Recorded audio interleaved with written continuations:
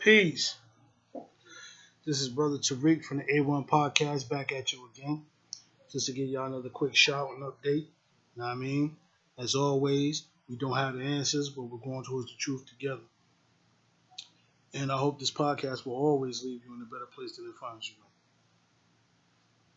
So the topic today is the the Department of Homeland Security. Yes, the gang, the DHS gang.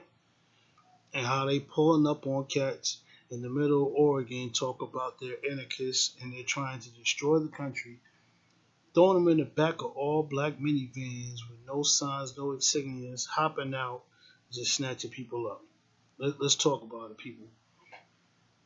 Well, the funny part is, I've been telling you guys that things like this will be coming to pass, right? Everybody keeps thinking that it's going to be the same and that we'll always be able to go back to normal after the corona rolls over. Wrong. You know what I'm saying? They're basically telling you you're going to do whatever they tell you you have to do. You understand what I'm saying? First it was all about the mask and this, that, and that, and the third. Now everybody's upset about the way that the government's been treating them and been treating black people or aboriginals as I like to call us. You know what I'm saying? So there's been mass protests and boycotts all over the country. Now, a couple weeks ago, Money was saying, when I say Money, I'm talking about the orange one, the president, you know what I'm saying, was talking about how he was willing to send in the National Guard to come out and quell the protests, in these major cities, right? And they said, no, we don't need your help. You're only going to make it worse. Well, earlier in the week, all of a sudden, these unmarked, all blacked out minivans pull up in Portland, Oregon, and in the middle of protests, you see cats hopping out 4 or 5, sometimes 6 deep, army fatigued up with gear on like they're going to war, in the middle of Iraq, Desert Storm type shit, and throwing protesters in unmarked vehicles and just driving off with it.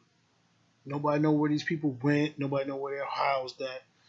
We don't even know why they just snatched these people up, right? And so people are scared, saying that basically that's the start of martial law, right? He's abusing his power, and he's just having his DHS gang run down on people, for lack of a better term, right? So they running down and just snatching people up and taking them to these places and holding them wherever. But people aren't thinking about that because why? They're bringing basketball back. They're bringing football back. Boxing starts again. And yes, I'm a huge boxing fan, and I like football and I like basketball. But let's be real, we got to keep our eyes on what's at hand, right? The protests aren't over, not by a long shot in most cities, right? Most towns, most municipalities, right? Now that they're saying what they're saying is they're going to go ahead and just start rounding people up. So then you think about all the what I'm saying, which I used to call you know, the the uh, the propaganda, or not the propaganda. Yeah, I used to call them the conspiracy theories with all the FEMA camps. Well, you seen what they started using some of those FEMA camps for, right?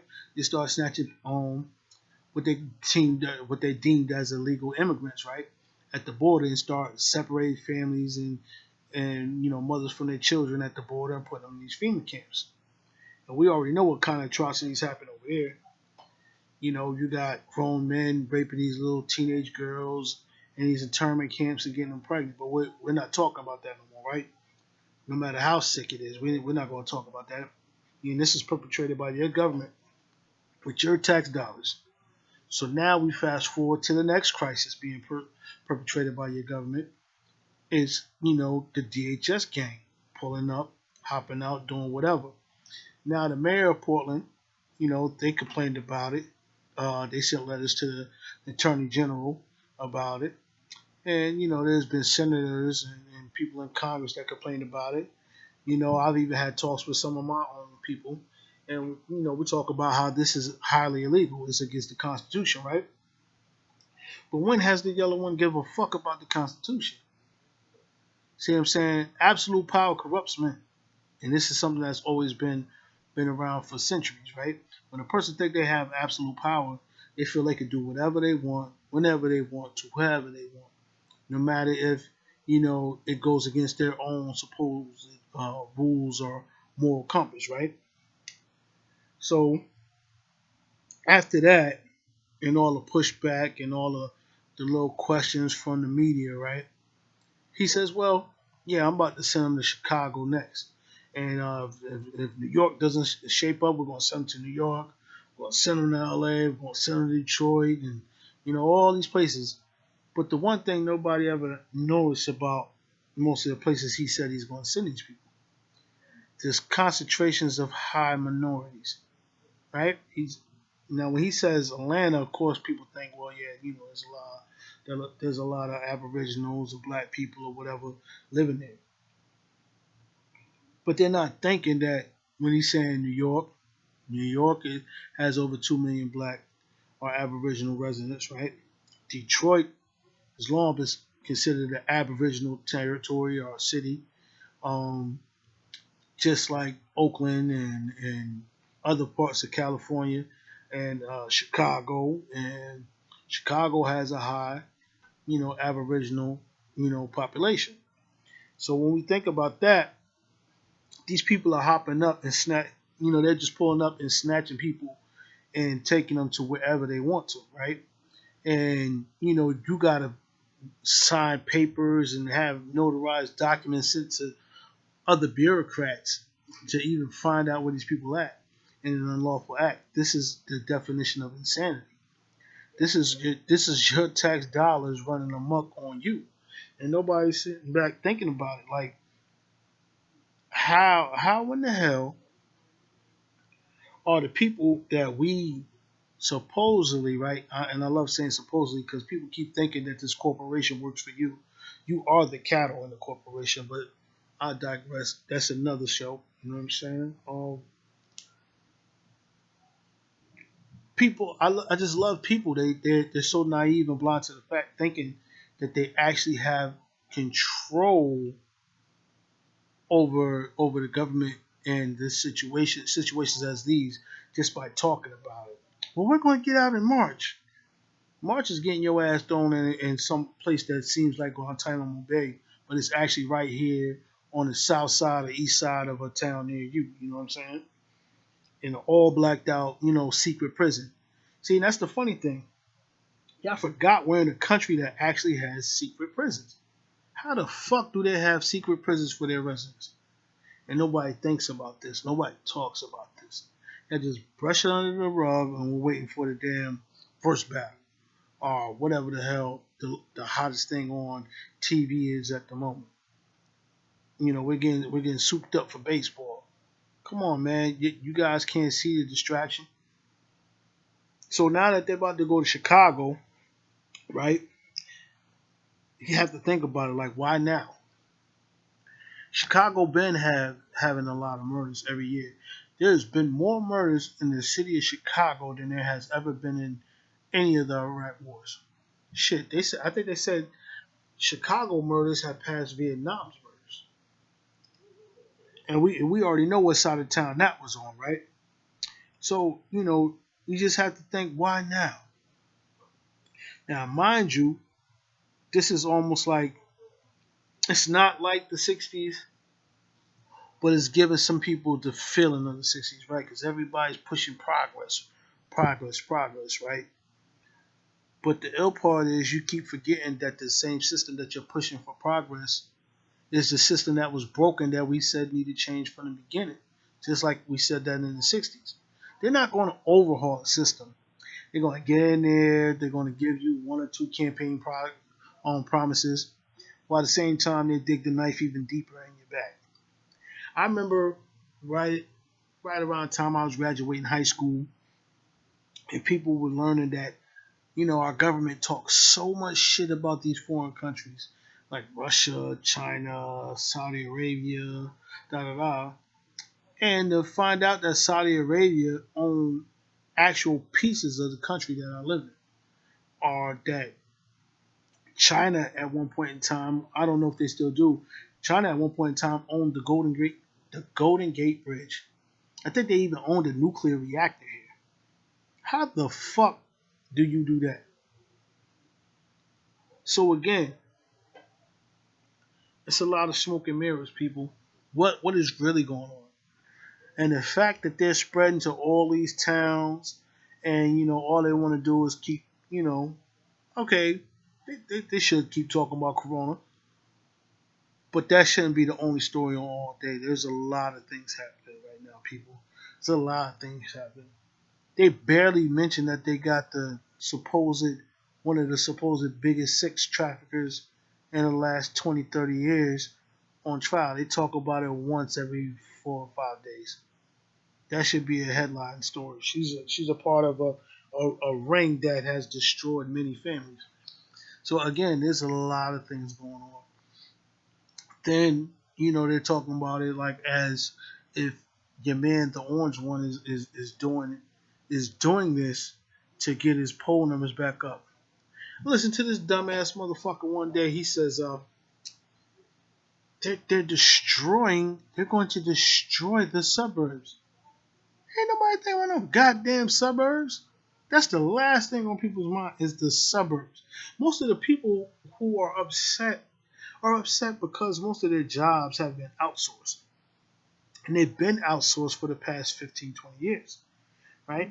So you got the people that we supposedly have the biggest beef with having your job, whether it's India, China, or some parts of Latin America, right? And you want me to be mad at them because now I don't have a job, but y'all keep allowing the interest rates to go up and then the housing market to go up, right? And most of the jobs we're all fighting for one job to pay our bills and live life, right? It's just ironic to me, like it's crazy because people are sitting here missing all the warning signs. So the biggest thing that you forget is that we turned away from being a place that produced a lot of goods and did a lot of business amongst ourselves, so our commerce was always strong, to being a dependent country on other nations to produce goods. So with that happening, all it did was fuck around and make us dependent and make it inevitable that we could crash. We would crash because most of these guys, again, like I told you before, and the Washington, the so-called swamp, like every politician everywhere in every state, every township, they they're in bed with their donors. When somebody donates money to a campaign, no matter well, it does matter the amount. If you donate a few $100,000 to a campaign or a few $1 million or whatever, that candidate, depending on what region and what office they're seeking, is now indebted to you. So the unwritten rule is that you will go ahead and you will help pass one of my agendas, right? So again, the main question is not to go too far off the subject is, you know, do you guys really see what's about to happen? Now they already got you out here. This is a dry run for martial law, man, right? And now, what do you think is about to happen? More people are about to be upset and frustrated because you got to think that unemployment on steroids, it ends in a week.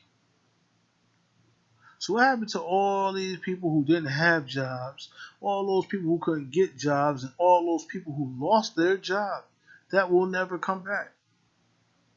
What do you think is about to happen? And then the price of food is skyrocketing. What do you think is about to happen? It doesn't look pretty. And at the end of the day, right, I was telling you before, it started with a knowledge of self, right? With a knowledge of self, you learn to recognize the lies. You know what I'm saying? A lot of it has been smoke and mirrors for years. They want to they're so scared of Corona, but they want your damn kids to go back to school.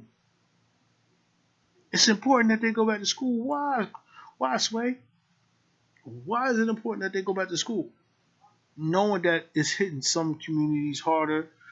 Uh, Children that are at high risk right now, they keep saying, like, they switch up the story every day. But if it's really that dangerous and my kids are really at risk, why in the fuck would I send them to school? Oh, you could do it remotely, but then how the fuck am I supposed to pay my bills if I ain't got nobody to watch the kids? I can't work remotely. Some of our jobs, you have to actually be there to do the physical work. So, again, what do you think is about to happen next? I'm telling you, it's going to get a lot worse before it gets any better. You know what I mean? You got to think, and everybody's like, oh, just wait till the election.